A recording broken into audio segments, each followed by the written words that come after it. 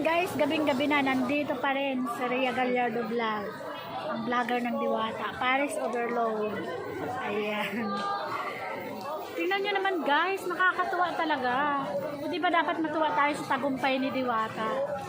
Although, lahat po tayo hindi kilala ni Diwata, pero nandito po kami para suportahan siya. Ayan. Although, syempre, namumukhaan na rin kami ni Diwata kasi linggo-linggo nandito kami. Yung iba araw-araw. So, nare-recognize na rin kami ni Diwata kung sino yung talagang totoong supporters niya. At sa mga pumumunta lang para maghatid ng mga nigang balita. And bawal po yun kay Mita. Pag kayo po ay nag-upload or nag-content ng mga maling balita, matutsugi po kayo. Kasi bawal po sa Mita yung misinformation, yung maling balita, bawal po yan.